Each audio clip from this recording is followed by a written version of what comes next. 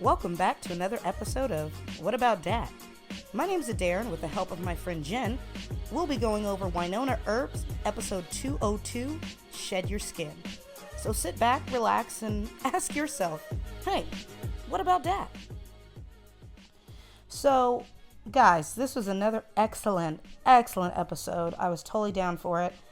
Let's get into it. I mean, Wynonna, this is a badass freaking main character. I'm so happy that it's not just, a woman main character. It's just a good character. You know what I'm saying?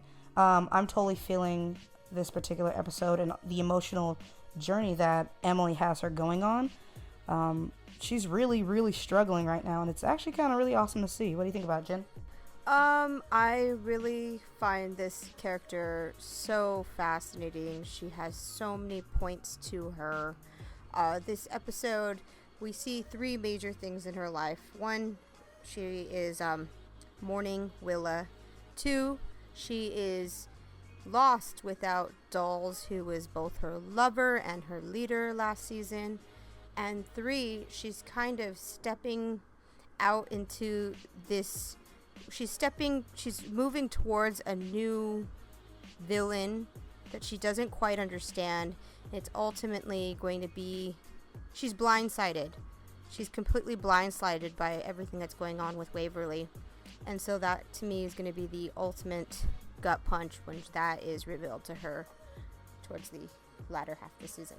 Exactly. I mean, I think that she has some really just cool stuff going on. Her relationship between Doc in this episode was really awesome because, she's been juggling these two guys ultimately. And what's great about the show is that even though there is a love triangle, the show's not about the love triangle. That just happens to be a dynamic within all three of those characters' aspects. And her and Doc were so amazing in this episode. Just being able to kind of have that fight, but still show caring for each other and still show love. I thought that was fascinating. The longing and the missing of Dolls. Yes, Doc actually misses Dolls too, in a different, kind of brotherly way. And, it's like that, what he says is you don't have to, be sorry for loving him or, you can kiss whoever you want, that kind of thing. He's like, it's cool. I understand that you care for this person, and I think that's really important for Wynonna to hear and to coming from Doc. But at the same time, it's also very confusing because, they're kind of like lovers. So I don't know. I just find it very Doc's a lot very of things fascinating. to her, in relation to her. I was yeah. speaking to Dolls. He's such a huge force that's been plucked from this season, and he's someone whose presence is felt in every character. And from a writing standpoint, when you kill a character, you make a character disappear, or you take them off screen for a while, that has to really propel the A storyline, B and C. And I feel like it's really, really sending these characters down different threads, different pathways. And I feel like the whole overarching plot line for this episode was that each character was individually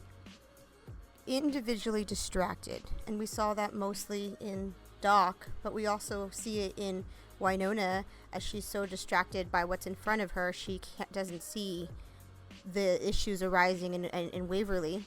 We see that in Waverly being distracted by her own plot point. So I think that was the overarching message or underlying theme of this episode.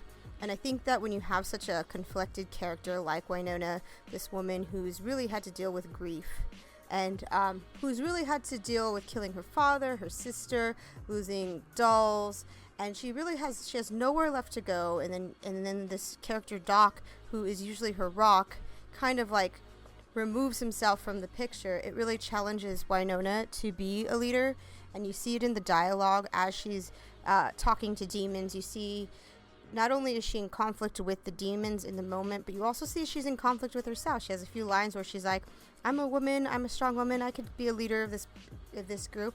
So I think the story for Wynonna this season is really her first accepting the fact that she's kind of like the new dolls, the new person who's going to be in charge of her own party of personalities, fighting these demons. And that is what she's reluctant to accept, because it does mean accepting dolls is gone. It does mean a new layer of responsibility for her. Last season we saw her really, really fighting against the idea of being the WayHaught Earp's heir, and now she's owned that, but she also has to own what that means and pertains to all the people she still has left in her life. So I just feel she's such a strong character, and you have a great character when you're so absorbed by their conflict and plot lines, and you're not putting together ships in the background of background characters. You're not distracted by what's happening in plot B and C more so than the main plot. Exactly. And I think what's really great in this episode too, like I said, is Doc. He has his own thing going on. He has Nedley handing him the bar, which even for him is more responsibility than he's kind of used to in that regard. He likes to be outside of authority and stuff like that. So the fact that he's kind of the man now of this bar, is really interesting to see. They introduced a new character, Rosita, played by Tamara Duarte, and I mean, I have a feeling she's going to be very important a little later and stuff like that. We get this idea that, her and Doc have some history, and, is she a prostitute? What's her thing? Why does she need protection? That's going to be very entertaining to watch. I like the fact that she is some kind of biochemist or some kind of chemist. And instantly, it just gave me so many feels how Emily writes these smart, strong women. Yeah, they might have jacked up backgrounds, but they're not stupid, and I really appreciate that. I appreciate that they're kind of using the new characters, Jeremy, played by Varun Sargana, and Tamara Duarte, to kind of spread out like Waverly's, what she used to be. And I think that's smart, and I love the fact that they brought in their smart, intelligent woman into the pack. I think that's just the coolest thing. As far as Doc is concerned, I really can't wait to see what they're building underneath the bar. I think it's a lab to make more serum for dolls. I think that, that's something that is really cool about Doc. He's a man of many talents, and he's secretive, and, him pushing Wynonna away is very powerful, not only for her, but for him. He loves her, and he doesn't want to be second fiddle, so he's giving her time to really get her mind together and her heart together. And I think that's cool, and I really love the scene where they are fighting in the barn, because it comes from this whole, like, you see Wynonna trying to be sexy and alluring, and he's like, he knows what's going to happen. He knows why she's, looking for that kind of comfort, and he rejects her. And then she gets upset. He doesn't reject her too harshly. He's just like, no, I don't want to kiss you, and, I don't want to kiss unless, you have to get the acceptance and stuff of that. And her getting upset about it was so crazy and kind of cool to see. Where it's just like this hurt little girl. You didn't see this woman being rejected. You saw this little girl being rejected who just wants to be loved and held at the moment, and I found that very powerful. So I really love what they're doing with Doc. I love the fact that he doesn't have a hat, and that's kind of a joke. And I love the fact that Emily puts that in, because it's not just a Doc Holiday kind of thing. It really is the fandom. There's Twitters about Doc's hat and Doc's stash and stuff like that, and I think it's funny that it's missing. So that's a pretty cool thing when it comes to Doc. Did you want to say anything about Doc? Or? Yeah, I was going to say, my guess about the character that was introduced by Doc, Rosita, I feel like she's somebody from... Rosita. Rosita. I feel like she's somebody from Doc's past, who he knew. And you brought this up, that she could be somebody, because he ran a brothel in another life, or I suppose in prior years. And it sounds like she could have been somebody from that world. So it would be really interesting to see if she knows something of the history of him prior to showing up and being in relation with Wynonna. So I'm very curious to see what her backstory is. Yeah. Yeah. And going on to other, people who were totally stoked about, I want to talk about her separate from her ship, and that's Nicole Hott. I feel like they're making the groundwork very, very nice for her. They're laying the groundwork for her character, and it's exciting.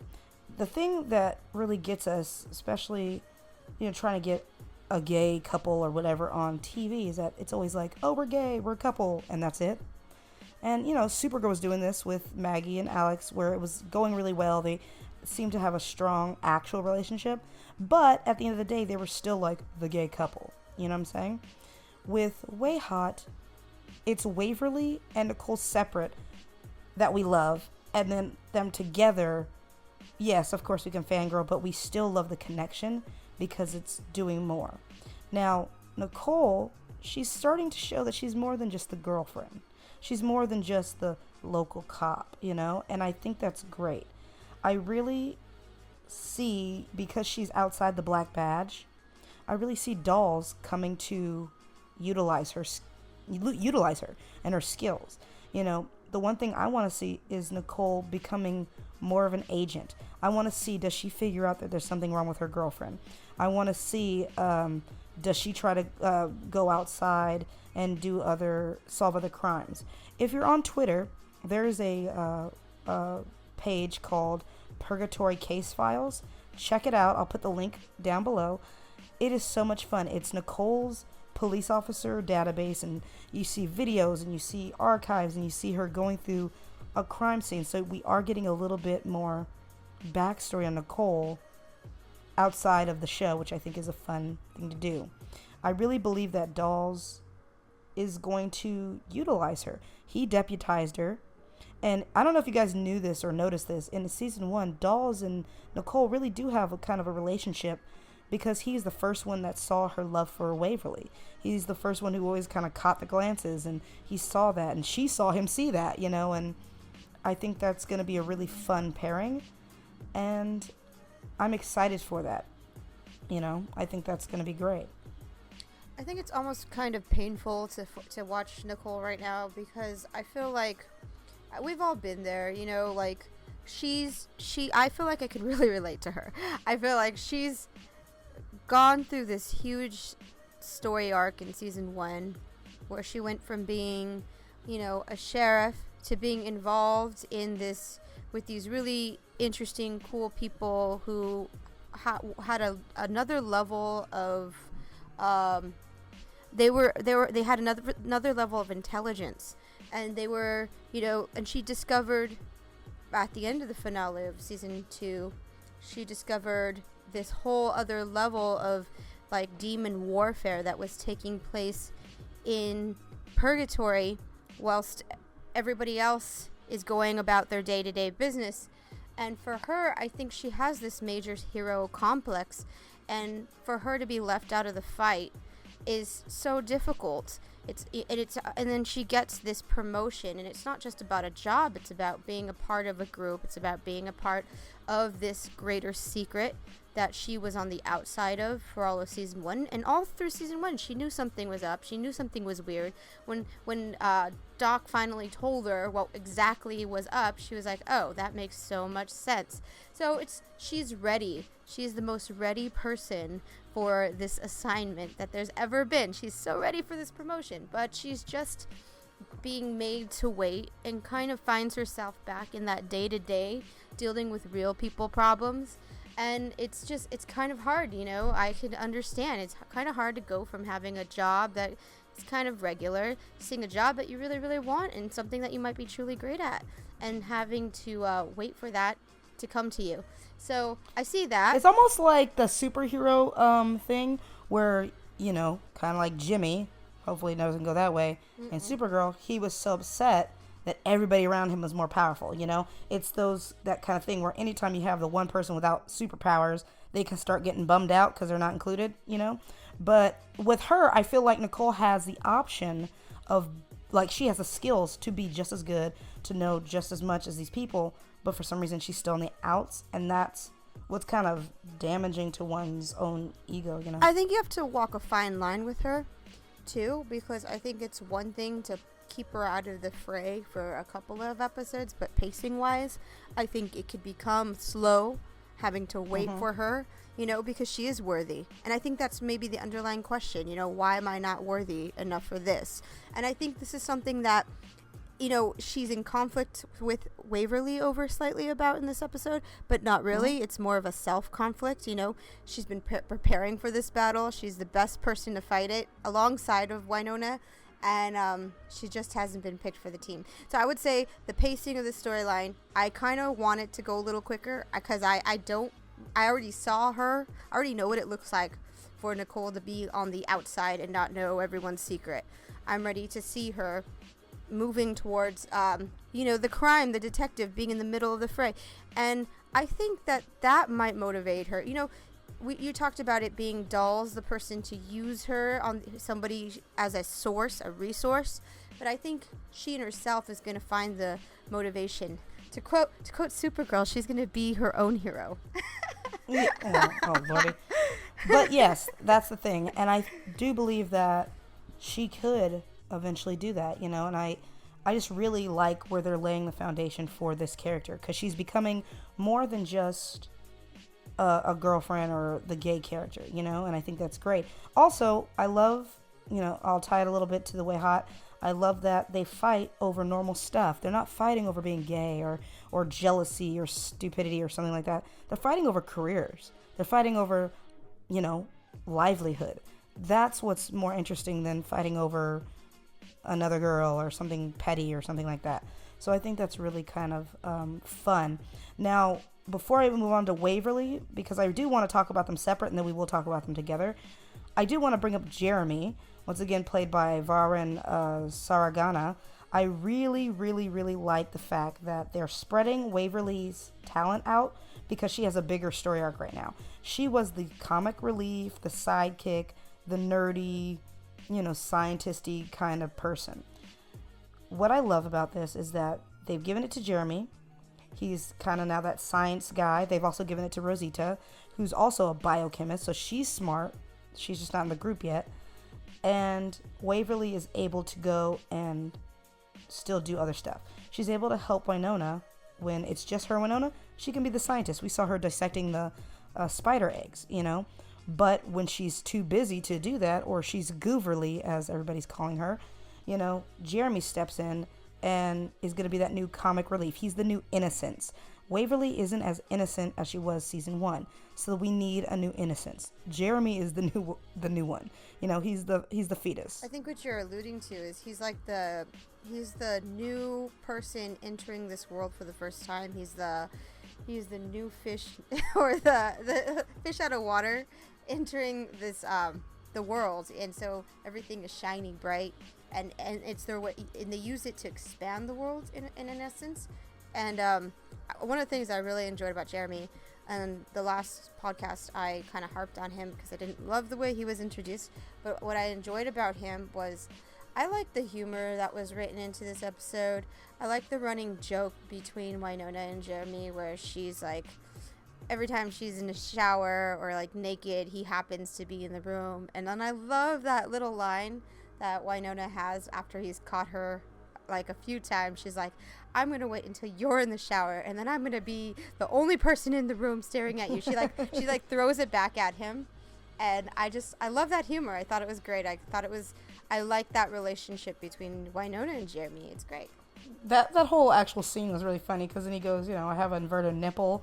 And like she kind of just like looks like okay and kind of shoos it off. But the next kind of funny line, because they started talking about something else, and then when he wasn't paying attention, she goes, "Okay, little itty bitty titty" or something like that. Like I feel like the whole joke was written so she could write the word itty bitty titty into the episode. Yes, she went a long way to get that. It's called goals. Yeah. And I love the fact that Jeremy has a man crush on Doc Holliday. I mean, who wouldn't?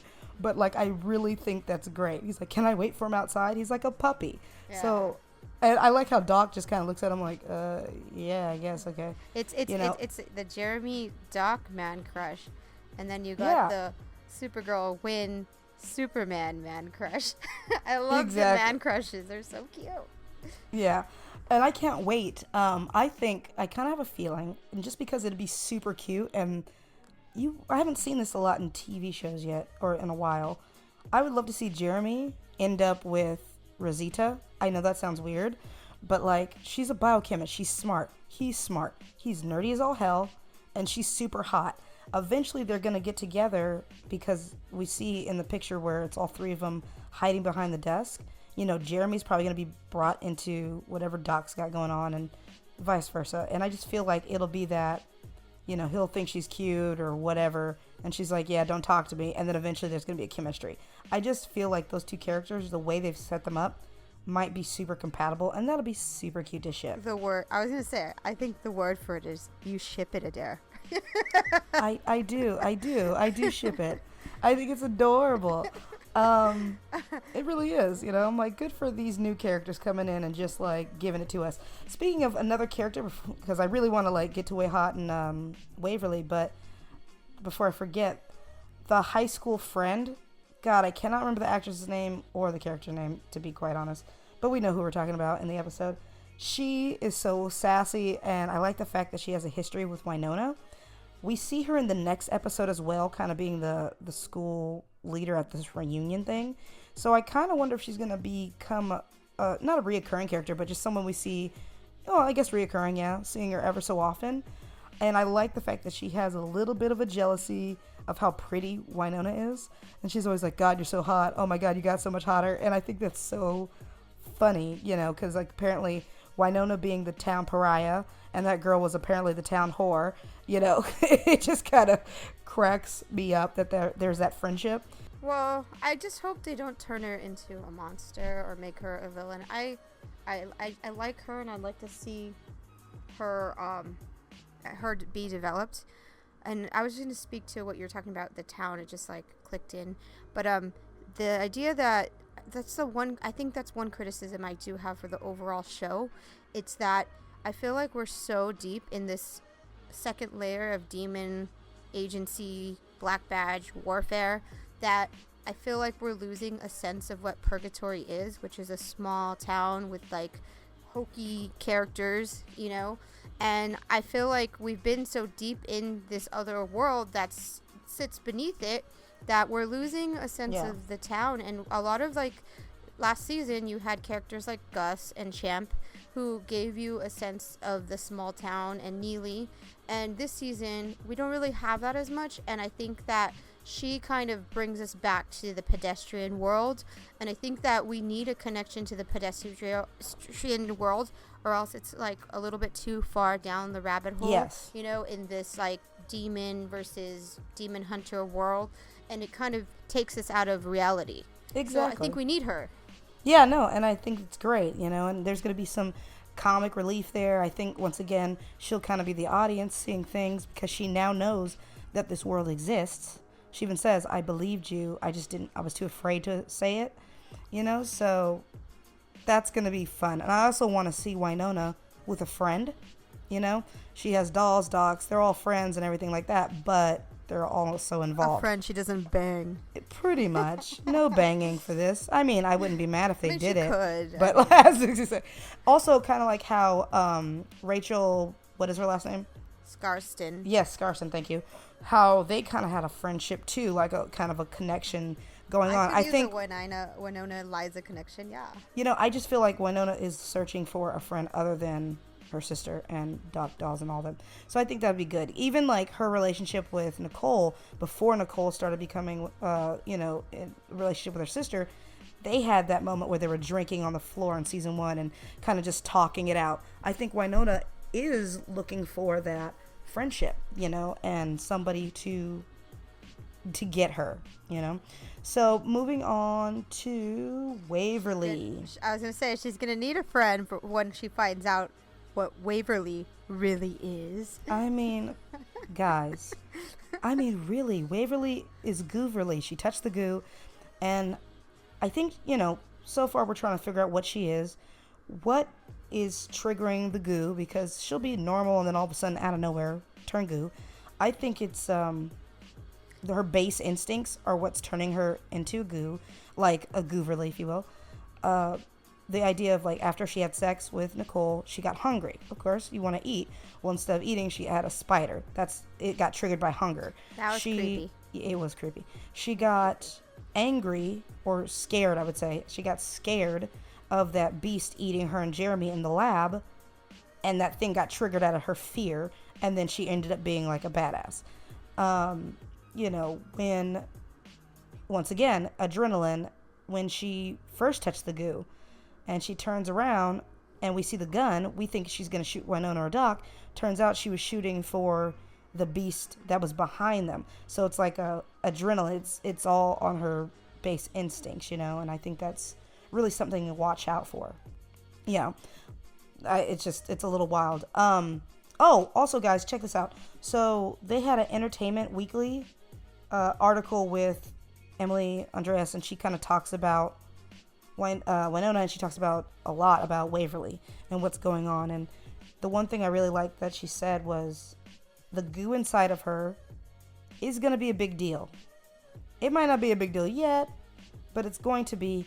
And also, it's a predator and it's an alpha. So that's going to be really interesting to see coming out of Waverly, I think it's also going to kind of flip up our idea of Waverly. So I've had this theory for a while, and I just want to see if it works. JC, he was some kind of mysterious guy. I say he's very Trick-like. If you watch Lost Girl, he reminds me of that kind of guy. Says to Wynonna, Purgatory is a place where they capture souls, and it's also a sanctuary. So a sanctuary means you're protecting something, okay? I believe that Waverly might be some type of angel or some type of good entity or thing that looks human. That's why she's so pure and blah, blah, blah. So this goo taking over her soul or whatever it is might, affect her being, But I think that it's going to be very interesting to see this good and light kind of battle within her the whole time. I don't know. What do you think about it? I think that Waverly is. I think that Waverly. I like that. I like that prediction that she's an angel of sorts. But I think that Wynonna, regardless of what she is, isn't going to take it well. And I think that it's a matter of time. And I think that there's going to be a real rift between. This is my own TV prediction. A rift between Waverly and Wynonna by the end of the season over this gooiness.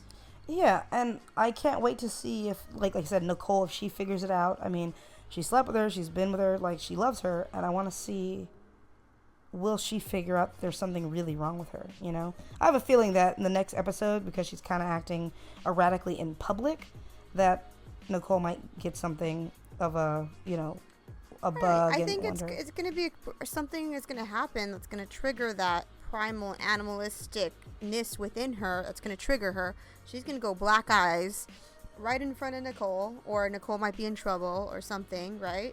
Or she's going to go primal in front of Nicole, and she'll know. She went primal in front of Jeremy.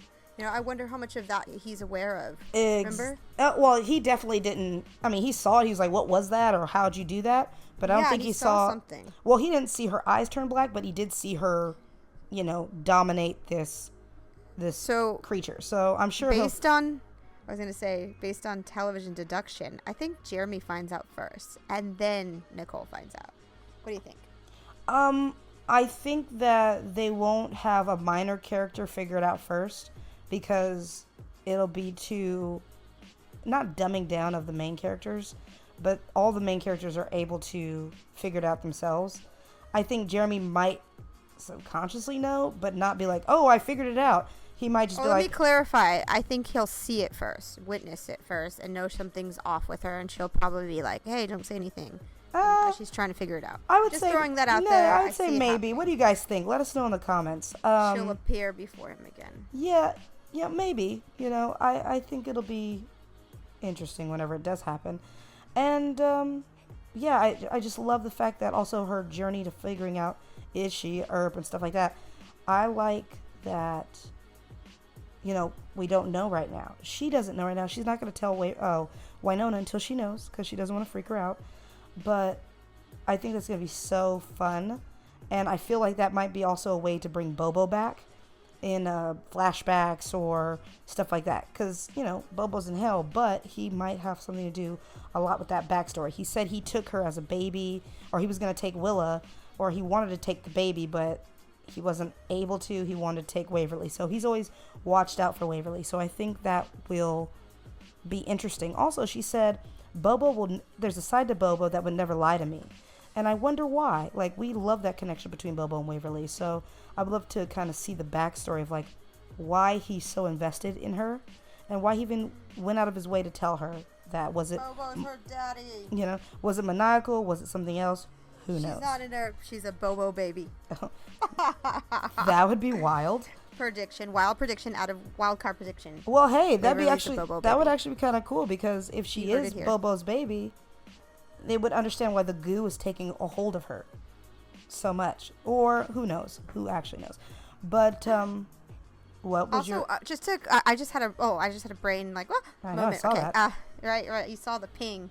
It was like a light bulb went over my head. So last week I talked about on the podcast how when Wynonna was around Waverly, she was heated and she had to take off her jacket, even though outside was like a freaking blizzard and like Canada snow, 0 degrees. I also was watching the pilot again, and one of the things I noticed was that the first demon, she really, really kills Wynonna with her Peacemaker gun. He touches Peacemaker, and no, he isn't even around. He's near Peacemaker, and he starts to get like really, really hot and sizzle and fry up like an egg. So I definitely think this heat connection to demons is there.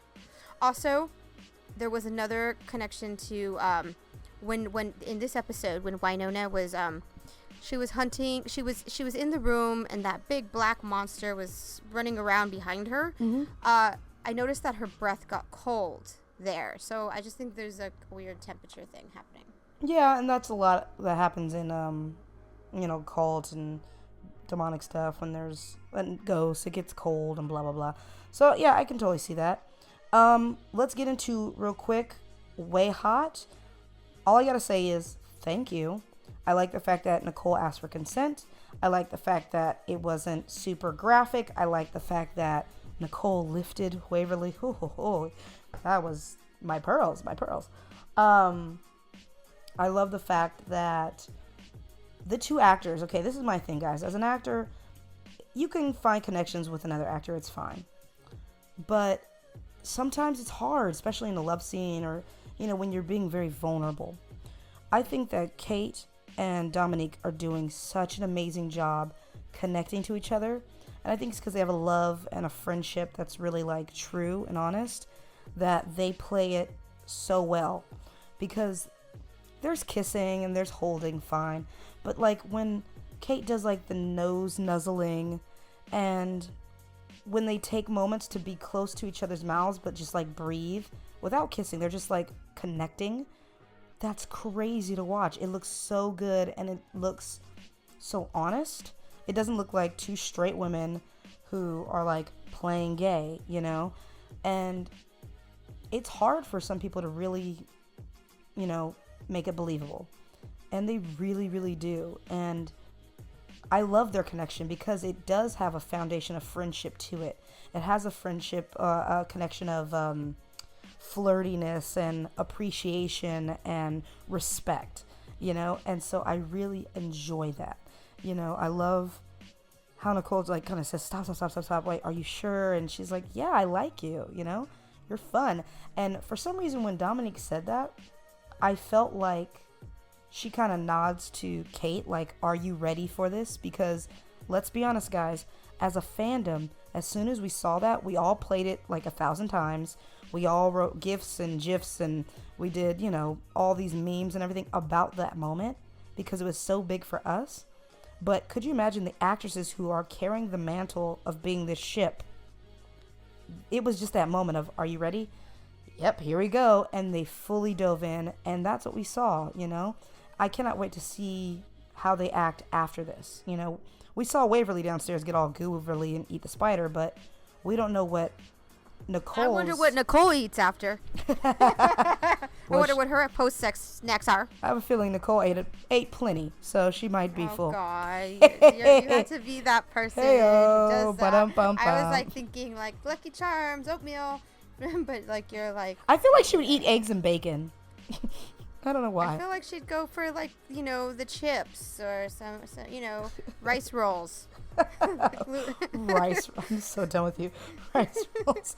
Chex Mix. But, you know, anyways, I love that. Also, the only thing that was super distracting to me in that scene, because you would go, Adair, how are you distracted when clearly that was happening? Well, I'll tell you, kids.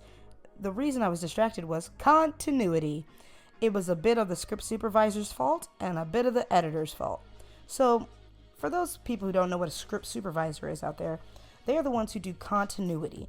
They do the timing of the script. They make sure actors have their lines. They pretty much keep everybody's notes in order and keeps the flow going, right?